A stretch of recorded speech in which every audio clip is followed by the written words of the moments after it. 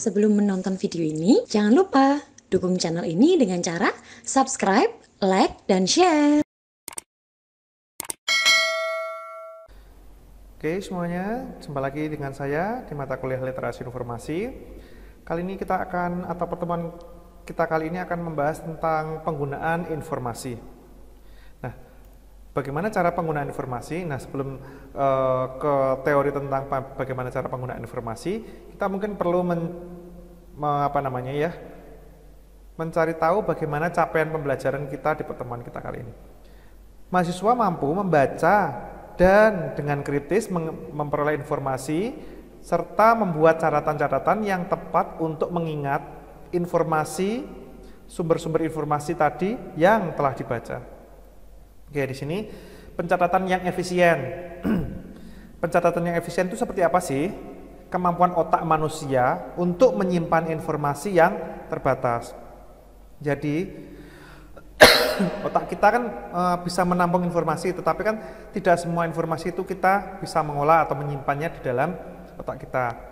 Nah, setelah menemukan informasi, baik itu secara tulisan, dan memutuskan akan memanfaatkannya sebaik-baiknya, dibuat catatan yang dirasa penting dan memungkinkan kutipannya akan besar atau akan dikutip. Jadi misalkan dua macam catatan yang bisa kita gunakan adalah menggunakan bibliografi atau menggunakan isinya. Tujuannya pada saat menulis tidak disibukkan dengan mencari-cari kembali informasi yang ingin digunakan atau ratusan halaman buku, kertas, dan dokumen yang pernah dibaca.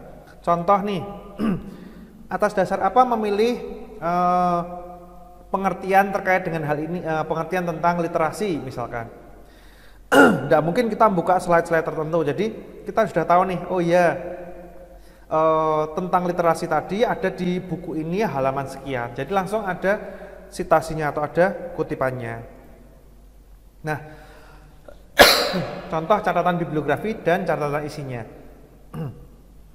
Catatan bibliografi itu berguna untuk membantu menemukan kembali sumber informasi yang sudah dibaca di kemudian hari, meliputi lokasi jika ada, pengarang, judul, penerbit, kota terbit, tahun terbit, halaman, dan sebagainya. Jadi ketika kita menyadur atau kita mengutip sebuah berita, kita tahu nih dari mana asal berita tersebut, dari buku apa, jurnal apa yang nantinya akan kita ulas. Catatan isi berguna untuk membantu membaca dengan kritis sumber informasi dan menemukan kembali dengan mudah informasi tersebut pada waktu yang diperlukan. Misalkan meliputi kutipan, frasa, ringkasan, dan komentar tentang isi. Nah, catatan-catatan ini bisa dibuat di komputer dengan menggunakan bawaan dari Microsoft Word langsung atau dengan Mendeley. Ya, nanti berikutnya akan saya ajarkan bagaimana cara mensitasi, kemudian juga membuat citasi dari MS Word ataupun dari Mendeley. Dia berupa kartu-kartu indeks berukuran 10 x 15 cm. Kemudian catatan ini disusun berdasarkan topik dan catatan bibliografi disusun menurut abjad pengarang atau judul bila tidak ada pengarangnya. Contoh kutipan dan bibliografi. Misalkan, kemampuan otak manusia untuk menyimpan informasi terbatas. Setelah menemukan informasi untuk tulisan dan memutuskan akan memanfaatkan, maka sebaiknya bla bla bla dan seterusnya. Lah, kata-kata ini dikutip oleh siapa nih? Nah, di sini dikutip dengan misalkan ada R88 dan seterusnya, itu berarti menggunakan nomor lokasi bila sumbernya itu ditemukan di sebuah perpustakaan. Atau misalkan Huffman and Lincoln tahun 1990, itu merupakan pengarang dan tahun terbit. Kemudian ada Writing a College Handbook, misalkan itu merupakan judulnya. Kemudian ada London W.W. Norton and Co, itu merupakan penerbitnya. Jadi nanti kalian akan diminta untuk membuat bibliografi. Nah, kemudian ini merupakan contoh ketika kita menggunakan bawaan dari Microsoft Word. Jadi ada di menu Home, Insert, Page Layout, Reference, Mailing, Review, dan View. Kita pilih yang Reference. Kemudian kita insert citation dari sini. Kemudian nanti muncul tampilan seperti ini.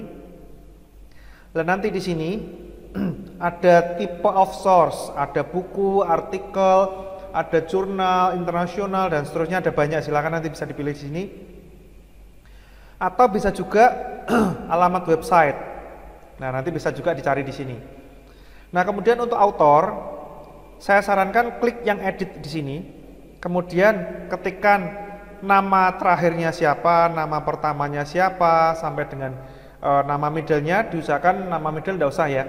Jadi kalau misalkan nama saya pribadi Eko Hari Rahmawanto, berarti first name-nya dibuat Eko Hari, last name-nya dibuat Rahmawanto. Kalau namanya mungkin ada 4 kata, misalkan berarti 3 katanya itu ditaruh di first name, last name-nya yang hanya 1 kata terakhir. Nah, contoh seperti ini. Nanti muncul ini, kemudian di add, selesai, klik OK, nanti kembali lagi di sini. Rizkayana Yusuf misalkan. Terus, ini judul, misalkan kalau ini pilihannya adalah buku, maka judul bukunya apa? Tahun terbitnya, tahun berapa? City-nya atau kotanya diterbitkan di mana sih? Terus publisher-nya apa? Misalkan panduan Microsoft Office, Word, PowerPoint, Excel, dan seterusnya. Atau misalkan publisher-nya, misalkan kita sebut nama dari Gramedia, atau mungkin dari Infocom, atau mungkin dari apapun itu, silakan publisher-nya dituliskan, sertakan. Nah, kemudian baru klik OK. Oke. Kemudian contoh kutipan dari bibliografi. Nah, ini nanti ada contohnya seperti ini. Jadi ketika kita sudah menuliskan bibliografi, nanti menuliskan citasi, nanti tinggal di add di bibliografi. Oke, kemudian ini contoh yang dari Mendeley Desktop. Nanti dari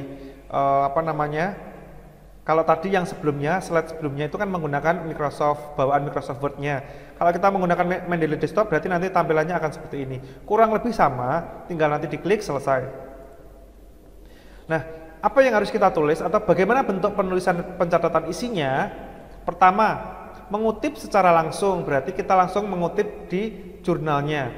Berarti menulis persis sesuai dengan tulisan aslinya, ditulis di antara tanda petik.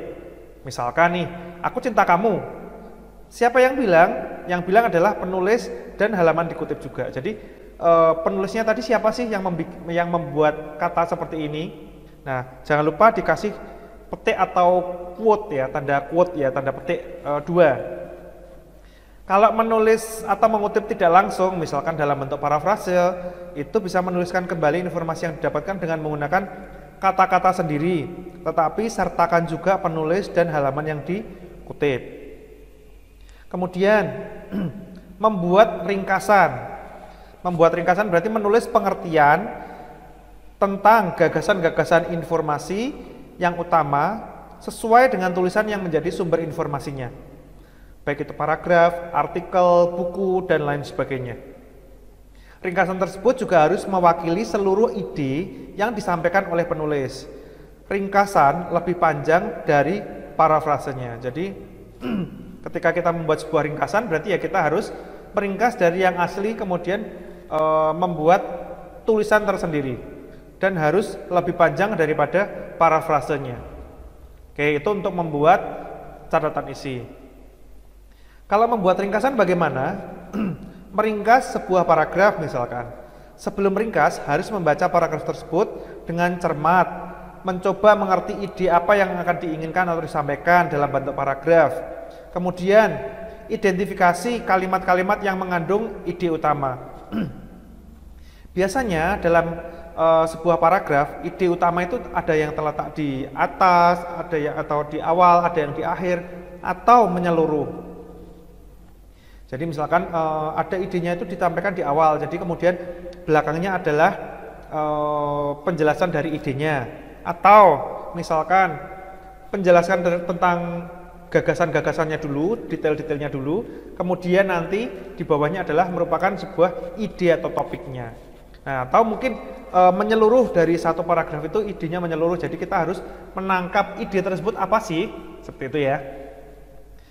Jika paragraf itu tidak mempunyai kalimat topik, maka dapat dengan cara menggabungkan frasa-frasa penting.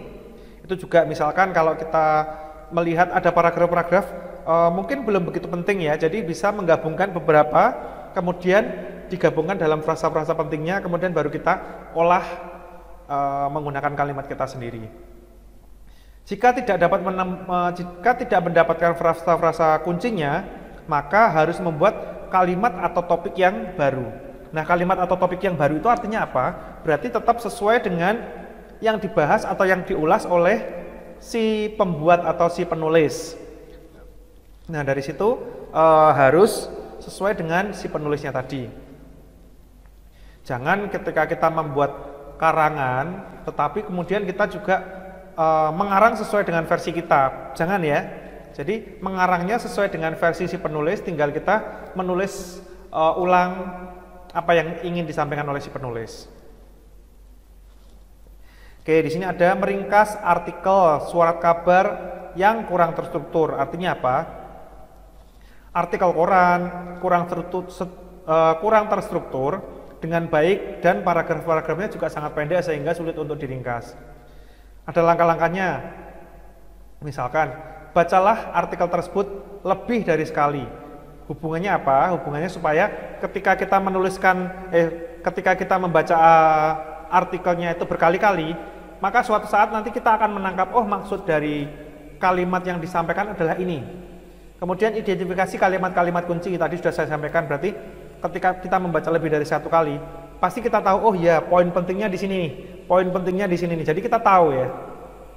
Kemudian pikirkanlah mengapa artikel tersebut ditulis dan diterbitkan.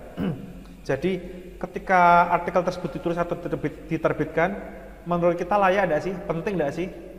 Penting tidak buat publikasi kita nantinya? Jika tidak penting ya tidak usah dipakai. Tapi kalau penting, pentingnya di mana disebutkan. Kemudian lihatlah variasi dan pengulangan pada ide-ide yang sama. Jadi ketika kita melihat sebuah artikel, paragraf demi paragraf kita baca, kemudian kita lihat nih. Nah, misalkan kita lihatnya adalah setiap paragraf mengandung ide yang sama atau tidak. Oh, kalau idenya sama berarti dia mengungkapkan ide itu secara berulang dan secara terus-menerus. Berarti itu masih belum bisa dikatakan baik. Berarti nanti kita bisa meresum atau meringkas lebih baik lagi. Oke. Di sini ada pedoman membuat catatan isi dan bibliografi. Jadi pedoman pertama adalah pedoman apapun dapat digunakan untuk membuat catatan isi atau bibliografi. Unsur yang harus ada dalam catatan bibliografi adalah nama keluarga, baik itu akhir dari pengarang, kemudian tahun terbit, judul artikel, nama berkala ilmiah, volume, dan halaman artikel.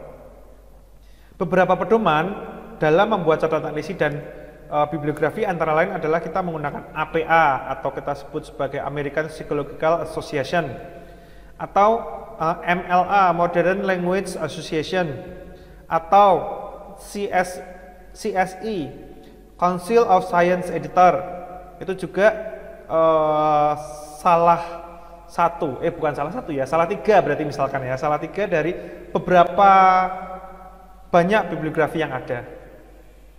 Nah, mungkin saya ulas sedikit demi sedikit ya. Biasanya yang sering kita pakai adalah APA. Pedoman APA umumnya dipakai dalam ilmu-ilmu sosial seperti sosiologi, psikologi, antropologi, bisnis, pendidikan, dan lain sebagainya. Contoh, di dalam paragraf pendahulunya ia mengutip pernyataan dari sebuah buku berjudul Mengajarkan Emosional dan seterusnya, yang ditulis oleh Lawrence Shapiro, PhD, pada tahun 1997 dan diterbitkan di Jakarta oleh bla bla bla misalkan seperti itu. Berarti kutipan langsung dalam teks berarti menurut Shapiro tahun 1997 halaman 6 penelitian-penelitian telah menunjukkan bahwa bla bla bla bla bla dan seterusnya. Nah, itu cara penulisan menggunakan APA. Kemudian jenis sumber acuannya secara garis besar dibedakan menjadi 3 jenis, yaitu buku, artikel dalam buku, dan artikel berskala ilmiah. Sini ada buku misalkan, berarti berisi tentang nama pengarang, nama keluarga atau akhir, inisial nama depan dan nama tengah, tahun terbit, judul buku, nama kota terbit, dan nama terbit, dan nama penerbit maksudnya. Contoh misalkan Gunawan A.W, berarti artinya apa? Ini nama depan dan tengah, Gunawan itu nama belakang. Kemudian diterbitkan tahun 2020, judulnya apa sih? Judulnya adalah Usaha Pembibitan Jamur, diterbitkan di Jakarta, publishernya adalah Penebar Swadaya, itu contoh. Jadi nanti otomatis kita akan membuat seperti ini. Penulisan dalam teks, misalkan bibit yang digunakan pada awal budidaya jamur. Nah, kemudian dalam kurung Gunawan, 2020, halaman 16. Nah, ini contoh bibliografinya, ini contoh penulisan di dalam teks atau masih di dalam konten artikelnya. Sedangkan ini nanti masuk ke daftar yang atas ini ya, ini masuk ke dalam daftar pustaka atau bibliografi. Jika lebih dari 1 orang, misalkan 2 orang, berarti Gunawan, A.W, N Agustina TW tahun 2009 dan seterusnya. Kalau lebih dari 2 orang, biasanya disebut menggunakan et al. Et al ini berarti lebih dari 2 orang. Entah itu 3, entah 4, entah 5 dan seterusnya, itu kita langsung ditulis ke dalam bentuk et al. Nah, nanti di sini berarti sama ya, tahun terbit, kemudian judulnya apa, literasi informasi 7 langkah knowledge management, kemudian diterbitkan di mana, nama penerbitnya apa. Nah, itu juga bagian dari penulisan menggunakan APA. Kalau menggunakan MLA gimana? Prinsipnya sama dengan APA, tetapi perbedaannya ketika kita menggunakan MLA terletak pada penulisan sumber pada teks tidak perlu menyebutkan tahun.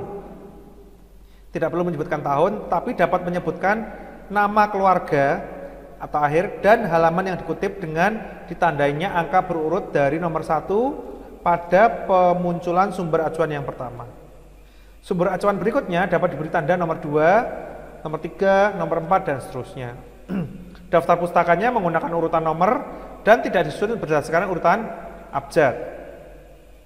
Contoh di dalam paragraf pendahulunya ia mengutip pernyataan dari sebuah buku berjudul Mengajarkan Emosional, kemudian yang dituliskan oleh Lawrence E. Shapiro, PhD, kemudian keterusannya apa. Nah, di sini kemudian berikutnya kutipan langsung pada teks, berarti menurut Shapiro, nah seperti itu, koma, penelitian dan seterusnya, ada angka nomor 6 dan seterusnya. Nah, itu kira-kira ketika kita menggunakan MLA. Kemudian kutipan tidak langsungnya bagaimana sih? Atau parafrase dalam teks. Secara jelas, Shapiro mengatakan bahwa pengaruh keterampilan IQ seorang anak dalam kehidupannya bukan hanya dan seterusnya, itu menurut 6. Nah, jadi angka 6 itu merupakan kutipan menggunakan MLA. Daftar pustakanya berarti Shapiro, Lawrence E. Mengajarkan Emosional Intelijen pada Anak, kemudian Jakarta, ×2 Gramedia Pustaka Utama, tahun 1997. Itu kalau kita menggunakan MLA. Nah, panduannya atau pedomannya sebagai ganti garis bawah menggunakan huruf miring untuk semua judul. Mencantumkan format sumbernya seperti tercetak, web, CD, televisi, dan lain sebagainya. Kemudian ini contoh ketika kita menggunakan pedoman MLA. Kutipan artikel jurnal harus dipakai volume dan nomor, juga nomor halaman. Contoh ini ya. Ada Kristianto B. Yogyata, Screening of Quorum Question Activity. Kemudian ada Microbial Indonesia 5.1, kemudian 2011, halamannya ini tercetak. Nah, dan seterusnya. URL hanya perlu terutama bila dimiliki oleh editor ataupun kalau dokumen tersebut hampir tidak dapat ditemukan tanpa URL. Tapi kalau langsung bisa menggunakan URL berarti sudah, lanjutkan aja. Oke, berikutnya yang terakhir adalah pedoman kita menggunakan CSE. Pedoman yang disusun dengan tujuan mengutamakan kesederhanaan dalam penulisan sumber acuan dan daftar pustaka. Penggunaan tanda baca sangat minimum, hanya digunakan untuk yang hal-hal penting saja.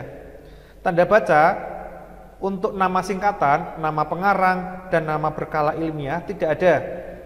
Penggunaan huruf kapital juga seperlunya saja. Contoh ketika kita mengetik judul artikel, dengan sendirinya huruf-huruf pertama tadi, judul tadi, telah muncul dengan huruf kapital.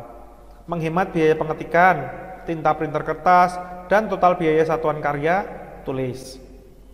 Daftar pustaka yang mengikuti pedoman CSE tampak sederhana, lebih bersih, dan lebih nyaman untuk dibaca. Contoh misalkan seperti ini. Topik 3 alasan mengapa emotional intelligence perlu diajarkan pada anak usia dini. Akan mengutip pernyataan dari buku ini, kemudian oleh Lawrence ini pada Gramedia Pustaka Utama. Apakah menggunakan sistem nomor Vancouver, nama tahun Harvard, disesuaikan dengan pedoman penerbit yang dituju. Contoh nih, ketika kita menggunakan Vancouver nomor, berarti kutipan langsung dalam teks. Sapiro ada nomor 1 di atas, berarti kita menggunakan superscript ya. Kemudian mengatakan bahwa penelitian menunjukkan bahwa keterampilan IQ dan seterusnya. Itu contoh-contoh ketika kita menggunakan pedoman menggunakan CSE. Oke, kira-kira itu. Kemudian ada tambahan lagi yaitu kutipan tidak langsung atau parafrase dalam teks. Secara jelas Sapiro 1 mengatakan bahwa pengaruh keterampilan EQ, kemudian daftar pustaka, itu ketika kita menulis daftar pustakanya adalah misalkan Sapiro LE mengajarkan emotional intelligence pada anak di Jakarta, ID-nya adalah ID, kemudian Gramedia Pustaka Utama tahun 1997. Kalau kita menggunakan sistemnya Harvard, nama tahun berarti kutipan langsungnya adalah Sapiro dalam kurung 1997 mengatakan bahwa penelitian telah menunjukkan bahwa bla bla bla bla bla. Jadi ketika kita menulis sebuah tekstual, nanti pastikan kita ingin mengutip dengan menggunakan pedoman apa sih, CSE, APA, dan lain sebagainya. Jadi ketika kita ingin menyitasi, pastikan kita menggunakan pedoman apa dulu. Jadi nanti ketika kita sudah menggunakan pedoman tersebut, pastikan pedomannya itu pastikan sesuai dengan pedoman yang ada di acuan tersebut. Oke. Lanjut, kutipan tidak langsung atau parafrase. Secara jelas, Sapiro tahun 1997 mengatakan bahwa dan seterusnya. Jadi mengatakan ini berarti nanti ada kutipannya ya. Berarti kalau kita parafrase, daftar pustakanya nanti seperti ini. Berarti Sapiro LE.1997 mengajarkan emotional intelligence pada anak, Jakarta, kurung buka ID, kurung tutup, .2, Gramedia Pustaka Utama. Nah, ini kalau kita menggunakan daftar pustakanya, kutipannya secara dicontohkan seperti ini, seperti yang ada di atas dari daftar pustaka. Oke, kira-kira itu yang bisa saya sampaikan. Nanti juga saya berikan tutorial bagaimana cara menulis di MS Word secara lengkap, bagaimana cara mensitasi, bagaimana cara membuat daftar pustaka, daftar tabel, daftar isi lengkap tanpa harus menulis satu persatu. Berarti nanti dibuat secara otomatis. Nanti saya sampaikan juga videonya. Oke, gitu dulu dari saya. Sekian, terima kasih. Kita jumpa lagi di lain kesempatan. Thanks for watching.